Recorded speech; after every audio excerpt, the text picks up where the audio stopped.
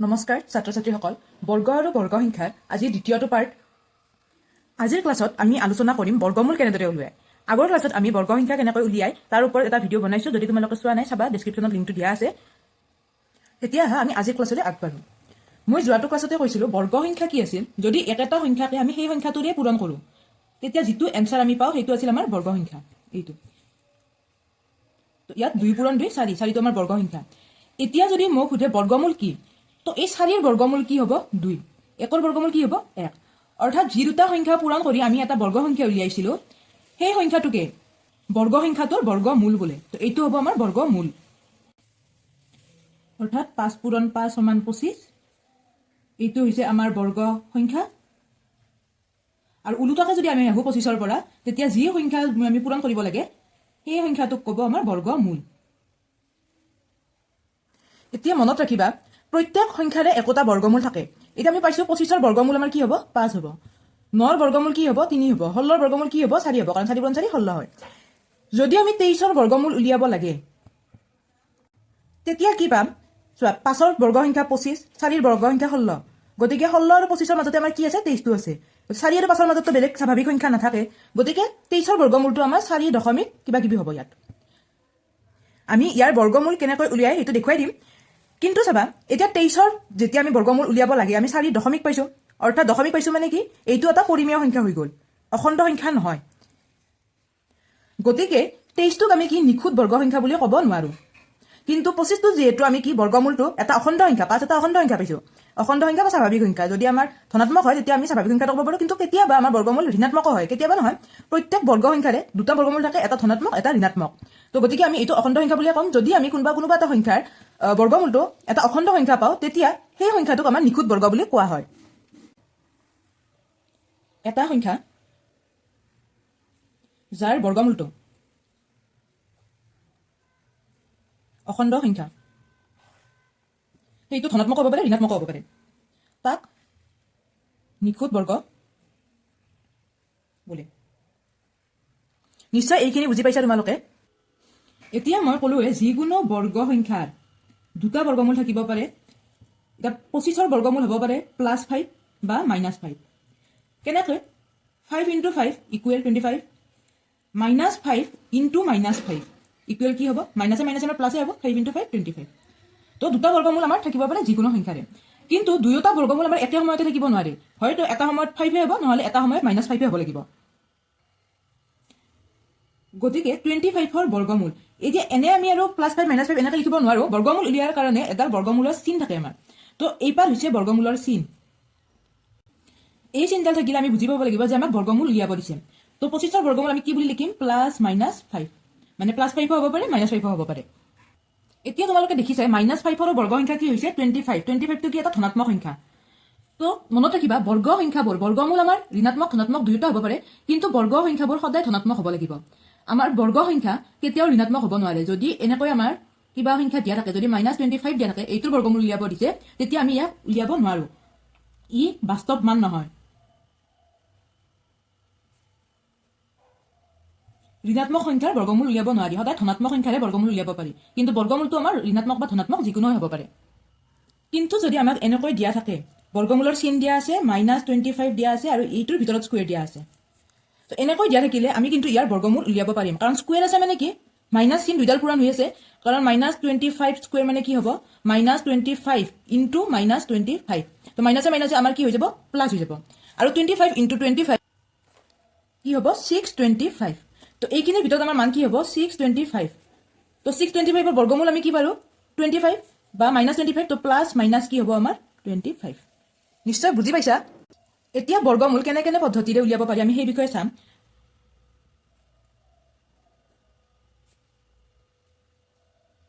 তো ফাৰ্ষ্ট আহিব আমাৰ উৎপাদক পদ্ধতি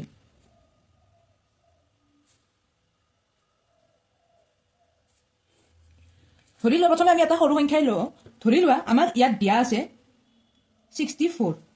তো 64টো আমি উৎপাদক উলিয়াব লাগে উৎপাদক কেনেদৰে উলিয়াব পাৰো আমি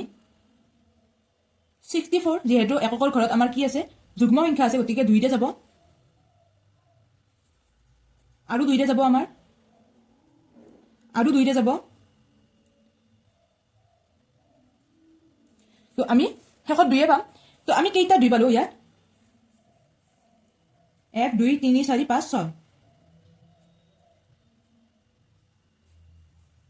তো ইয়াত আমি 6টা 2 পাইছো। এইটো আমাৰ কি উলিয়াব দিছিল বৰ্গমূল, গতিকে আমি এইখিনিতো আমি বৰ্গমূল উলিয়াব লাগিব। তো বৰ্গমূল উলিয়াব লাগিলে প্ৰথমে আমি চাব লাগিব জোৰা জোৰা হৈ আছে নে নাই, আছে মানে আমি 3 জোৰা 2 পাইছো ইয়াত। তো প্ৰত্যেক জোৰাৰ পৰা আমি এটা তললৈ আনিব লাগিব। এই দুটাৰ পৰা এটা 2 আহিব পূৰণ, এই দুটাৰ পৰা এটা 2 আহিব পূৰণ, এই দুটাৰ পৰা এটা 2, 2 2 গুণ 4 4 2 গুণ 8, অৰ্থাৎ 64ৰ বৰ্গমূল কি হ'ব 8। তো ইয়াত আমি প্লাছ মাইনাছ 8 বুলি লিখিব পাৰিম, কাৰণ -8ৰ বৰ্গ সংখ্যা আমাৰ কি হ'ব 64 হ'ব। তাৰ পাছত মই এটা আৰু উদাহৰণ লৈ লওঁ। ধৰা আমাক দিয়া আছে 1764।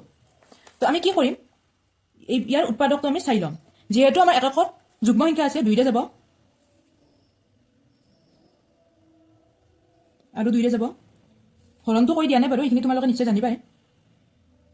তো এইবাৰ এককৰ ঘৰত আমাৰ কি আহিল 1 আহিল, গতিকে 2ৰে নাযায় সেইটো আমি জানো। তো প্ৰথমে আমি চাম 3ৰে যায় নে নাযায়। তো 3 1 গুণ 3, তো 4ৰ পৰা 3 বিয়োগ কৰিলে 1 আহিব, ইয়াত 14 আহিব। 4 3 গুণ 12, তো ইয়াত আমাৰ কি আহিব 2 আহিব। তো আমি 3ৰে যাব, 3 1 গুণ 3, ইয়াত 14 হ'ব, 4 3 গুণ 12, ইয়াত 2 হ'ব, 7 3 গুণ 21। তো এইটো 3ৰে যায় নে আমি চাই ল'ম। 4 3 গুণ 12, ইয়াত 2 আহিব, 27 3ৰে যায়, গতিকে 3ৰে যাব। তো 49 আমি জানো 7 × 7 = 49, এইটো 7 আমাৰ এটা মৌলিক সংখ্যা, গতিকে ইয়াৰ কাৰণে নাযায়, আমি এইটো জানো। তো ইয়াৰ বৰ্গমূল আমাৰ কেনেকৈ হ'ব 2 × 2 × 3 × 3 × 7 × 7। তো ইয়াত আমাৰ জোৰা জোৰা হৈ আছে। তো আমি কি কৰিম 2 × 2ৰ পৰা এটা তললৈ আনিম, 3 × 3ৰ পৰা এটা 3, 7 × 7ৰ পৰা এটা 7। তো আমাৰ আনচাৰ কি হ'ব 3 2 গুণ 6, 7 6 গুণ 42। যিহেতু বৰ্গমূলটো আমাৰ প্লাছ মাইনাছত হয়, গতিকে আমি প্লাছ মাইনাছ লিখিম। এতিয়া যদি আমাক 1000ৰ বৰ্গমূল উলিয়াব দিয়ে, 2ৰে যাব 500, 2ৰে যাব 250, 2ৰে যাব 25, এইটো। তো আমি কি পাম 2 × 2 × 2 × 5 × 5 × 5। তো ইয়াত দুটা 5 জোৰা হৈ আছে, এটা ছিংগল ৰ'ব, দুটা 2 জোৰা হৈ আছে, এটা ছিংগল ৰ'ব। তো কি হ'ব দুটা 2ৰ পৰা আমি এটা 2 উলিয়াম, দুটা 5ৰ পৰা আমি এটা 5 উলিয়াই আনিম। তাৰে পাছত এই দুটা যিটা ছিংগল লৈছে সেই দুটা আমি কি কৰিব লাগিব এনেকৈ লিখিব লাগিব 5 2 গুণ 10, 5 2 গুণ 10 ৰুট 10, অৰ্থাৎ 10 ৰুট 10। তো সেইকাৰণে আমাৰ 1000টো নিখুঁত বৰ্গ সংখ্যা নহয়।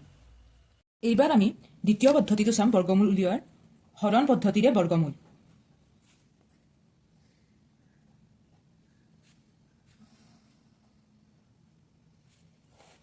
তো তাৰে বাবে মই এটা উদাহৰণ লৈ লৈছোঁ 1521। তো মই 1521টো ইয়াত লিখি লৈছোঁ। তো ইয়াৰ বাবে মই হৰণ পদ্ধতিৰে বৰ্গমূল উলিয়াব লাগিলে হৰণ চিন্তাল আমাৰ এনেকুৱা হ'ব। তাৰে পিছত মই সোঁহাতৰ পৰা জোৰ জোৰ কৰি সংখ্যাবোৰ চাই যাম, অৰ্থাৎ এই এটা জোৰ, এই দুটা মিলি আমাৰ এই জোৰ হ'ব, এই দুজোৰ হ'ব, আৰু যদি থাকিলে আৰু তেনেকৈ আমি জোৰ জোৰ কৰি আহিলোঁ হয়। তাৰ পাছত মই এতিয়া বাওঁফালৰ পৰা প্ৰথম জোৰ সংখ্যাটো চাম, যিটো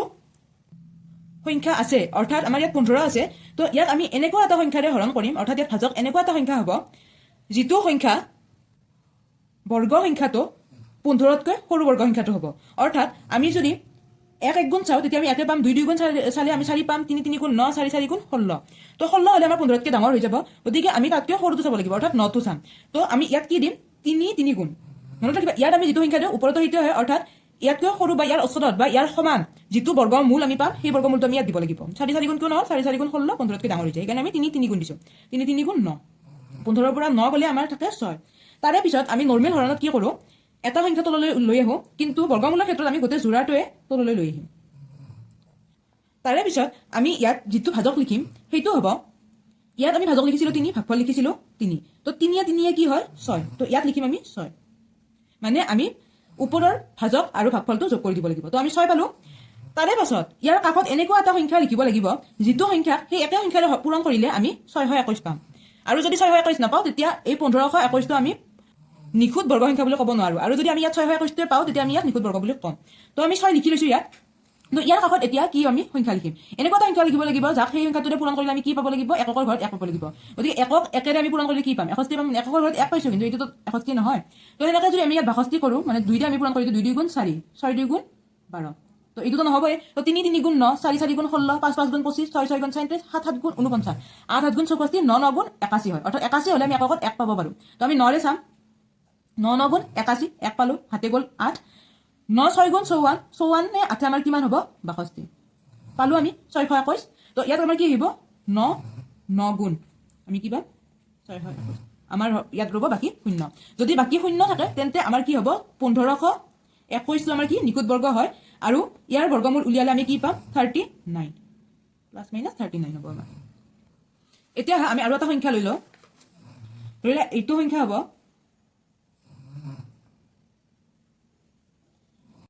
53,13,025 এইটো এটা ডাঙৰ সংখ্যা লৈছো আমি তো ইয়াৰ আমি বৰ্গমূল কেনেকৈ উলিয়াম চাবা প্ৰথমে সংখ্যাটো লিখি ল'বা তাৰপিছত আমি কি কৰিম জোৰ জোৰ কৰি আহিম এইটো এটা জোৰ এইটো এটা জোৰ এইটো এটা জোৰ আৰু এইটো অকলে ৰৈছে অকলে থাকিব পাৰে একো নাই আৰু যদি জোৰ থাকিলে আমি জোৰ কৰি ল'লো হয় তো এতিয়া প্ৰথম সংখ্যাটো আমি কি পাইছো 5 আগৰবাৰ কিন্তু আমি কি কৰিছিলো জোৰটোৰ আমি হল বৰ্গমূলটো ইয়াৰ নিকটৱৰ্তী বৰ্গমূলটো আমি চাই লৈছিলো এবাৰ যেহেতু আমি এইটো 5টো এক্সট্ৰাকে ৰৈছে গতিকে ইয়াৰ নিকটৱৰ্তী বৰ্গমূলটো কি হ'ব আমি সেইটো চাম তো 2 2 গুণ 4 আমি জানো 5তকৈ সৰু তো আমি 2 2 গুণ কি কৰিলাম 4 5ৰ পৰা 4 গ'লে 1 ৰ'ব তাৰে পাছত আমি সেকেন্ড জোৰটো তলত নমাই আনিম 2 2 4 এতিয়া 4ৰ কাষত আমি এনেকুৱা এটা সংখ্যা লিখিম যাতে সেই সংখ্যাটোক সেই একে সংখ্যাটোৰে পূৰণ কৰিলে আমি 131 বা তাতকৈ সৰু এটা সংখ্যা পাওঁ তো প্ৰথমে 2 ৰে কৰি চাইছো তাৰে পাছত 3 ৰে কৰি চাইছো এতিয়া চোৱা এইটো আছিল 131 আমি ইয়াত পাইছো 43 পূৰণ 3 129 মানে 129 টো 131ৰ ওচৰত আছে তো আমি এইটোও 3 ৰে কৰিম আৰু ওপৰতো এইটো আমি 3 লিখিম 129 2 বাকি ৰল তাৰে পাছৰ জোৰাটো আমি নমাই আনিম একেলগে পাছত যিমান আছে গোটেইখিনি আমি কি কৰিম নমাই আনিম তাৰ পিছত আমি যেটো 43 ভাজক পাইছিলো সেইটোৰ লগত এই তিনিটো যোগ কৰি দিম 43 ৰ লগত তিনিটো যোগ কৰিলে কি হ'ব 46 হল এতিয়া ইয়াৰ পাছত 46 ৰ আমি কি কৰিম এইটো এটা আমাৰ কি আছিল জোৰা আছিল এইটো এটা জোৰা আছিল তো প্ৰথম যেটো সংখ্যা 230 46 ৰে 230ক যাব নেকি নাযায় কাৰণ 46 ৰে 230ক যাব কিন্তু 46 ৰ পাছত এনেকুৱা এটা সংখ্যা লিখিলে যদি আমি 1 লিখো তেতিয়া আমাৰ কি হ'ব 461 হ'ব এইটো 230তকৈ ডাঙৰ তো আমি কি কৰিম শূন্য বাৰ দিম তো ওপৰতে কি আহিব শূন্য 230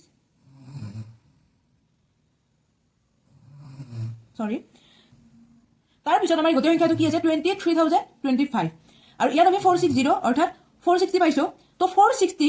কাষত আমি এনেকুৱা এটা সংখ্যা আৰু লিখিম যেটো সংখ্যাৰ সেই একেটা সংখ্যা পূৰণ কৰিলে আমি এই গোটেইটো পাম যদি নাপাও এইটো আমাৰ নিখুঁত বৰ্গ নহব তো আমি 5 5 গুণ 25 জানো একৰ ঘৰত 5 আহিব যদি আমি ইয়াত 5 দিও বাকি বেলেগ একো সংখ্যা নাহে আমাৰ একৰ ঘৰত 5 গতিকে আমি 5 দি চাম তো আমি পাইছো এইটো সংখ্যা তো আমাৰ কি হ'ব ওপৰত আমি 5 দিম আৰু ইয়াৰ তলত কি হ'ব 0 অৰ্থাৎ আমাৰ 53,13,025 ৰ বৰ্গমূল আমি কি পাম প্লাস মাইনাস 2305 এতিয়া আমি আৰু এটা সংখ্যাৰ বৰ্গমূল উলিয়াই চাও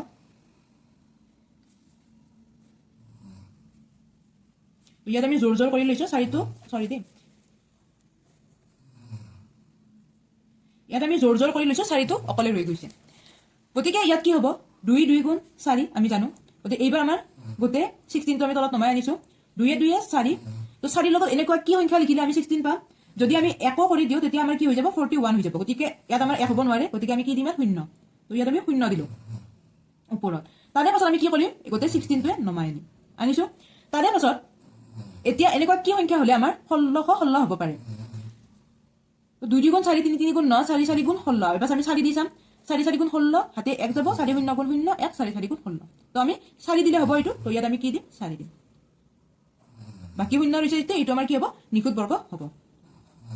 তো ইয়াৰ বৰ্গমূল আমাৰ কি হ'ব প্লাস মাইনাস 204 নিশ্চয় বুজি পাইছা তোমালোকে তো এতিয়া আমি দশমিক সংখ্যাৰ বৰ্গমূল উলিয়াব শিকিম তো ইয়াৰ বাবে মই এটা উদাহৰণ লৈ লৈছো প্ৰথমে এটা সহজ উদাহৰণ লৈ লও 44.89 তো আমি 44.89 লিখিম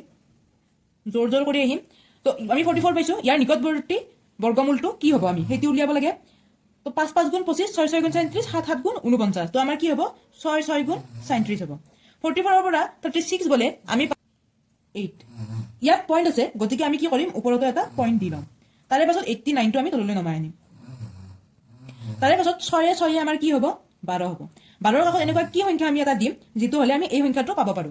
তো আমি দুটা বাৰো এটা হৈছে 3 কাৰণ 3 3 গুণ আমি 9 পাও আৰু এটা হ'ব পাৰে আমাৰ 7 কাৰণ 7 7 গুণ আমি 49 পাম তো প্ৰথমে এইটো চাম 3 3 গুণ 9 3 2 গুণ 6 3 1 গুণ 3 আৰু এবাৰ 7 দি চাম 7 7 গুণ 49 হাতে যাব 4 7 2 গুণ 14 14 4 18 হাতে গেল 1 7 1 গুণ 7 একে 8 অৰ্থাৎ আমি কি দিব পাৰিম 7 দিব পাৰিম ওপৰত আহিব 7 তো এই সংখ্যাটো আমাৰ বৰ্গমূল কি হ'ব প্লাছ মাইনাছ 6.7 নিশ্চয় বুজি পাইছা এতিয়া আমি আৰু এটা উদাহৰণ ল'ম আৰু এই উদাহৰণটোৰে আজিৰ ভিডিঅ'টো আমি শেষ কৰিম 1.006009 ইয়াৰ আমি বৰ্গমূল উলিয়াব লাগে 1.006009 তো ফাৰ্ষ্ট আমি কি কৰিম জোৰ জোৰ কৰি আনিম এইটো অকলে ৰ'ব তো আমি জানো 1 1 গুণ 1 তো পইণ্টটো আমাৰ কি হ'ব ওপৰত যাব আৰু ইয়াত আমি দুয়োটা 0 লৈ আহিম একে একে 2 2ৰ কাষত আমি 0 দিব লাগিব যেহেতু ইয়াত 0 আছে তাৰে পাছত আমি 602 লৈ আহিম 0 লগত 0 যোগ কৰিলে আমি 0 পাম আৰু ইয়াত 2 থাকিব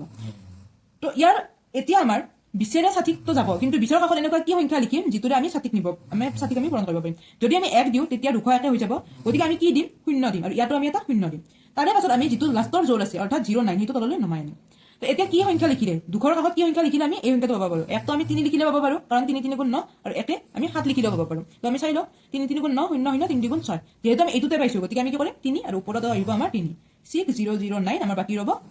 0 তো এই সংখ্যাটোৰ বৰ্গমূল আমি কি পাম প্লাছ মাইনাছ 1.003 নিশ্চয় তোমালোকে বৰ্গমূল উলিয়াৰ প্ৰচেছবোৰ বুজি পাইছা আৰু যদি আমাৰ ভিডিঅ'টো চাই ভাল পাইছা তেন্তে লাইক কৰিবা লগৰ বন্ধু বান্ধৱীসকললৈ শ্বেয়াৰ কৰিবা আৰু যদি কিবা বুজি পোৱা নাই বা কিবা ডাউট আছে আমাক এটা কমেণ্ট কৰি জনাবা আৰু আমাৰ ভিডিঅ'টো চাই কেনে পাইছা সেইটোও কমেণ্টত জনাবা